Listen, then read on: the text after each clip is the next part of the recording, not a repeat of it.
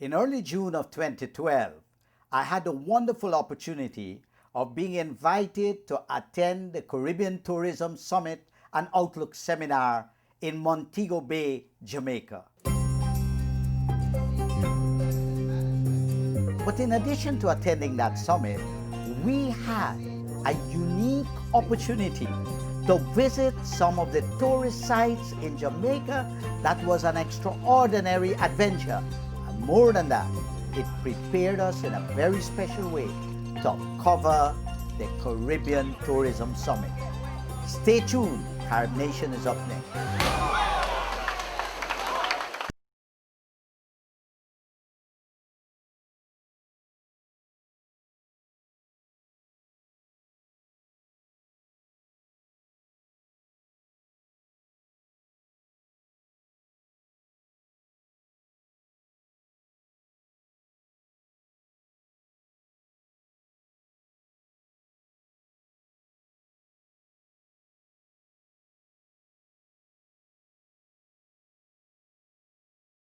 Welcome to Carib Nation.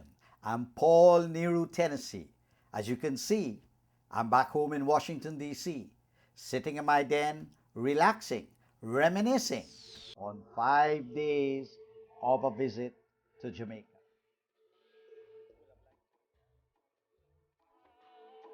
I attended the Caribbean Tourism Summit and Outlook Seminar. 3 days before that summit, I had the opportunity of some authentic local experiences in Jamaica. We had a wonderful time. Both the Caribbean journalists in the diaspora and Caribbean journalists based in the region. We all were invited. We were there together. But I want to tell you day by day what the experiences were like, because I'm sure you would like one day to experience what I experienced. On our arrival from the United States to Montego Bay, Jamaica, we were met by officials from the Jamaican Tourist Board and taken through the airport. All our equipment, my producer and I had to take equipment for the TV program. We passed through the customs, all properly processed, very efficiently, very quickly. And then we went to this wonderful location where we spent the 5 days and 5 nights. The Ibero Star Hotel. It's a wonderful architectural design. It's a beautiful piece of tourism real estate. And as we arrived there, the people at the front desk, the tourist workers, they were really there to welcome people. You felt like you were at home, not like you were in a hotel. And very quickly we got to our rooms. We had a quick nap, and then we decided to have lunch. At first I thought we'd be faced with hamburgers and hot dogs, but no, we had the unique Jamaican local experience. We had oxtail. You know, I'm from the Caribbean, Guyana, and I've traveled a lot in the Caribbean over the years, but I've not been back for a while. And so the oxtail was really special in the sense that I had a taste and reminisce about the past. It was wonderful. After this delicious Jamaican lunch, we met with the rest of the team. We planned our strategy to cover the summit and also to explore this beautiful island for the next 5 days.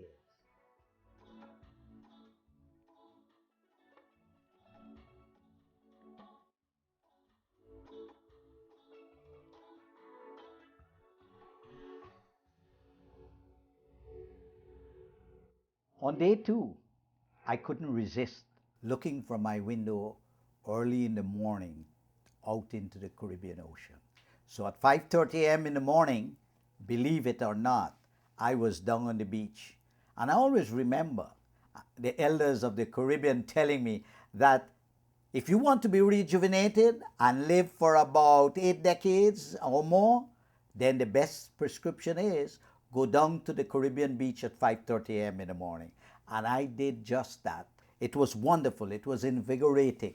It energized you not only for the day, almost for the entire week. And then after that wonderful experience, I went for breakfast. And you wouldn't believe what happened. being so accustomed here in the United States to cereal and salmon and so forth and toast, as I went into the restaurant, that is what I grabbed. But when I got to my table, I found that the other Caribbean journalists were eating ackee saltfish and dumpling. Guess what? I dumped that traditional breakfast, that old breakfast, and I went for the Jamaican breakfast. It was a great breakfast. Prepared us and prepared me for the first adventure that we went on. We went to a wonderful location called Mystic Mountain Rainforest in Ocho Rios. The rainforest is a beautiful, developed resort, but also it's a place where you go to experience tourism in a very special way. There we were taken with a Sky Explorer that took us to give us a view not only of the Caribbean Ocean, not only of the Jamaican coastline, but also an overview of a forest, a tropical forest, a rainforest. And this was a wonderful view.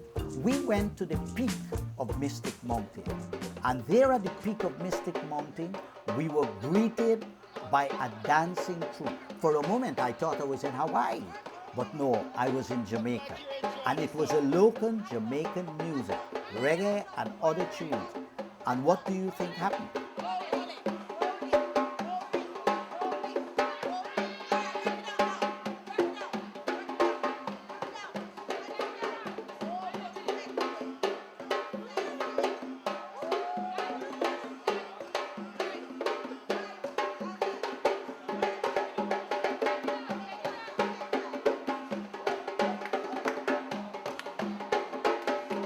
I had a wonderful time.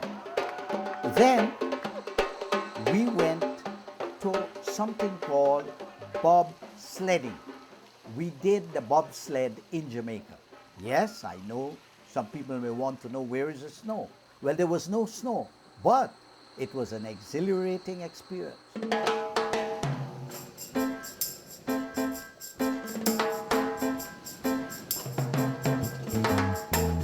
You felt like you were going against the forest. You were not sure what you are going to meet up next.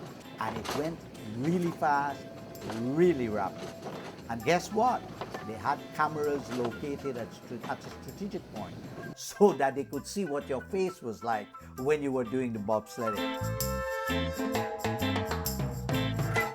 We left Mystic Mountain and headed for historic Falmouth.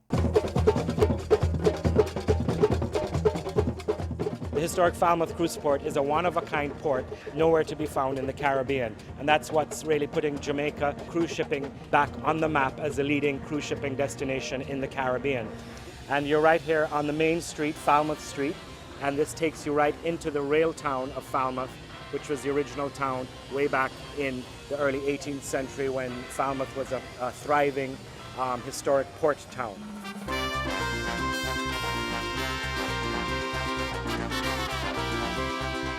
Right here on the port, you'll see that we have the historic trolley that takes people into the town of Falmouth, visiting the historic districts that has made Falmouth a very famous port town from the early 18th century. In addition, we have the horse and carriage, bringing them back again into the early 18th century, taking them out into the historic district and doing those kind of tours as well. Right here also, the amount of shops that you've seen when you come off, we have international jewelers to local duty-free merchants to an abundance of one-of-a-kind stores that all the passengers can feel free to browse. But also we wanted to ensure that the local artisans, the craftspeople, those who make handmade dresses, wood carvings, you've seen many of them around, the traditional Jamaican artisans who work and actually are making the product right in front of the passengers as they walk by, were able to be a part of this historic event. Before you know it's true, you're singing out again. Yeah! Well, on the third day, I did my beach thing at 5:30 a.m. in the morning, rejuvenated, ready to go.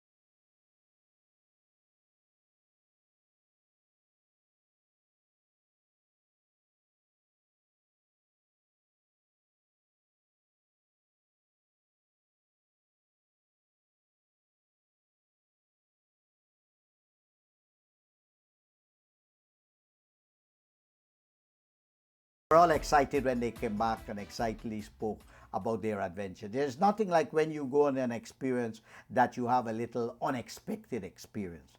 And they were quite happy with that. We went to chill out a bit at a place called Rick's Cafe in Negrin. It has been voted one of the 10 best bars in the world. And to tell you the truth, the drinks they make there at Rick Cafe is quite something.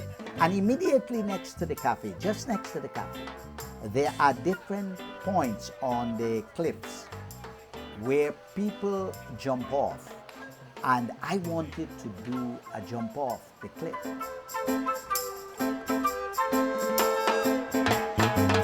So I went and looked at the distance I would have to jump and so forth. But then when I was about to jump, I got a tap on my shoulder. And the man who is like the lifeguard there, he said, please read that sign before you jump. And when I read the sign, it cautioned people about the way they jump and how they have to jump, or they could hurt their back and so forth. I changed my mind. I'm not as young as I used to be, but I did stand by and look quite a few young people and middle-aged people making some jumps and having a great time. On day 4, the first day of the Caribbean Tourist Summit and Outlook Seminar begun. But of course, the first 3 days prepared us in a unique way to attend this summit, to observe this summit, to ask questions at this summit, to better understand what the policy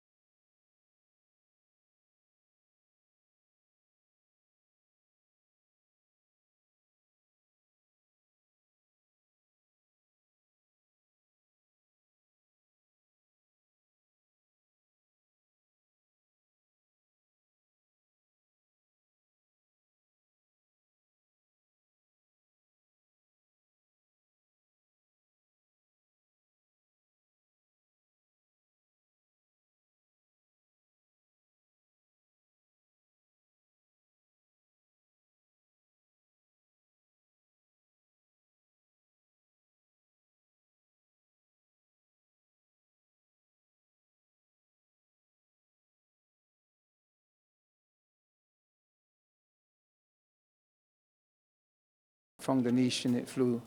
Today, that doesn't work anymore. If you want to have a major carrier fly to your destination, you got to put your hands in your pocket. The airline industry is losing money. The government has to put its hand in the pocket, and that is the taxpayers of the Caribbean? The government has to put its hands in the pocket to try to interest airlift for every destination in the Caribbean. We hope to get an agreement on the sharing of the fees when one flies through individual airspaces. That system exists already, it just needs to be implemented. And we also hope to to be able to attract one of the international or some of the international airlines that are very aggressive to create hubs in the Caribbean in order to then bring business from Europe, from the Middle East, from the Far East into the Caribbean, and potentially then move that business into Central and South America and North America. So that the Caribbean can become a hub versus simply providing the economic incentive for airlines to fly in and bring in visitors and take out our nationals, because we just don't have a large enough population traveling here. What are we trying to do? Government's trying to increase foreign exchange. Government's trying to create employment. The fastest way to create employment in the Caribbean is through the hotel sector, the tourism sector. You can't have a tourism sector without airlift. The airlift is the artery towards getting people there. The airline industry today is bankrupt. So American Airlines is in bankruptcy. Most of the American carriers are in bankruptcy. Half of the British carriers are either in bankruptcy or in financial difficulties. That's the position of the airline industry worldwide. In order to encourage them to fly to your destination, one has to put together a business arrangement. You can determine what you want, but there needs to be a business arrangement with carriers in order to fly to your destination. Now, there comes a point at which the carriers themselves the thing becomes financially successful. If the planes are running full and you build and from a specific route, then obviously government's not going to subsidize an airline that's making money on a route.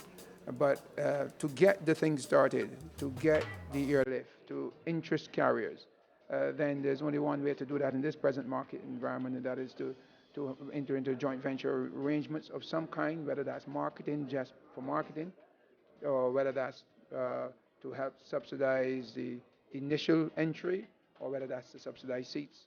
But that is the formula that is working in terms of getting airlift to most of the world. It's really important that we as a region understand that and put a strategic plan in place, and from a government standpoint make a commitment to understanding how to move aviation forward, because a lot of these islands are not prepared to work at that level that they need to. Travel facilitation policies. This is very important. When people get to an airport, when they take 2 weeks of their vacation, like I took 1 week of my vacation time to go down to the Caribbean, you do not need to spend half of your vacation at an airport being processed. On arrival, you want to get through the bureaucracy of the airport, bearing in mind you want security, because everybody is aware of that. But at the same time, you want an enhanced security system that is efficient, effective, and that is smooth flowing. That means no or improved immigration forms, as little visa requirements as possible, and the use of technology should make that possible. One of the very important remedies and part of the solution of Europe's problems, economic challenges, is to get more tourism and more visitors into Europe. And these markets, like China, like Russia, are very important levers to the economy. And that's why Europe must become more flexible, more open, and more accommodating in terms of visas, entry formalities, and all of that. Because by that, they will be helping their own economy. And if we help the economy of Europe, we'll be helping the economy of the world. So it's an interconnected issue that we need to look at in a very global manner. There is a paper that's called the San Juan Accord that talks about harmonization of visa regimes. Talks about having a single space. So instead of an airline having to have a different immigration card and customs card for every island that it's going to, that there'll be one standard card, one standard process. So very much like when you go to Europe. I mean, when I go to Europe today, I don't fill out an immigration card, and we have this system here, APIS, which pre-scans people before. So it makes the process of going through the immigration, to the extent that we are redundant. We need to fall back on those systems. We have airlines that don't have interline agreements. We have hubs that don't work efficiently. Those are all things within our control to make the distribution of the traffic much easier. The more you can get open skies and the more you can get visas put aside is the more you're going to have travel. The more you have travel, the more tourism flourishes, The more tourism flourishes, the more economies go up, and the more tourism goes up, is the more jobs are created. Then we had the issue of the importance of service. This is important. This is where the human factor is fundamental.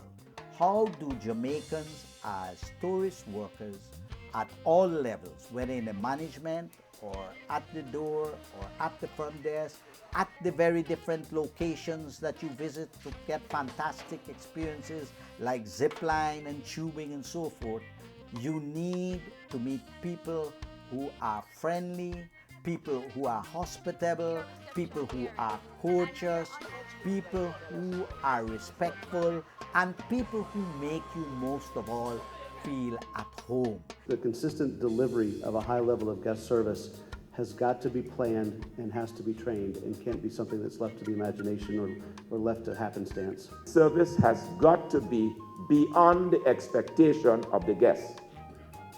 And folks, the world is getting smaller. So anytime you falter, you're going to trip. So remember, TripAdvisor is there, and that's the yardstick. Then the value and ways to enhance competitiveness of Caribbean vacation experience. Every single country have now recognized that they need to develop their tourist assets. 67% of the employment in St. Lucia, and it comes from tourism. And it has the potential of growing. In fact, it's one of the few industries that has a potential for growing even in this market, what's going on in Europe and everywhere else. So, but we got to take care of it. Tourism is and has been the shining star throughout this very difficult period in the last 3 years. I mean, we have had, tourism has grown in Jamaica, arrivals have grown every year. Now the yields are down. The hotels have been making less money on the per person spend, but our growth has been positive, and that has somehow proven again that this is a very resilient industry. And if we treat it right, and if we do may have the right policies in place, if we make our visitors more welcome, if we give them better service, if we don't overcharge them with fees, it is going to be and will continue to be the lifeline of the economic life in the Caribbean. Jamaican tourism, like every other tourist industry within the Caribbean, has one major problem. It earns a large amount of foreign exchange, but a substantial portion of that foreign exchange is leaked out of the economy. In the case of Jamaica, my recent estimate put it at 55%. So for every dollar that is earned, 55 cents of that dollar goes out of the country, out of the economy. So therefore, what government need to do is to make a concerted effort to reduce that leakage rate. So more of what the industry earns is retained within the economy. If we are really truly serious about tourism being the lead economic generator, then it has to be discussed at the CARICOM level. I think that's the first place to get started. We have several groupings within CARICOM. CARICOM Finance Ministers, I forget the acronym, there are a lot of acronyms, we're good on acronyms. There's the CARICOM Foreign Ministers grouping, yet the most important sector does not have a grouping. If I would CARICOM would strongly suggest looking at ministers of tourism grouping, similar to all of the other groupings, that meet regularly and feed information into the heads of government conference. That would be a start in the right direction. After 2 days of intensive discussion and dialogue at the summit, the Caribbean Tourism Summit, it culminated with a grand gala that celebrated the Golden Jubilee of the 50th anniversary of the Caribbean Hotel and Tourism Association. The Master of Ceremony did a wonderful job. He did a very brief but very focused summary of the findings of the conference. Basically, he advocated and lobbied the guest of honor at the dinner. It was the Prime Minister of Jamaica, the Honorable Portia Simpson Miller. What did he ask her? They wanted, the tourist policy community wanted the Jamaican government to engage in a public-private sector partnership to advance the tourism sector in Jamaica and in the Caribbean. And on my personal level, I had the wonderful opportunity of meeting the Prime Minister of Jamaica. She was very welcoming to the fact that Carib Nation was there and to the fact that the journalists from the Caribbean diaspora and from the Caribbean itself were monitoring, covering, and reporting on the Caribbean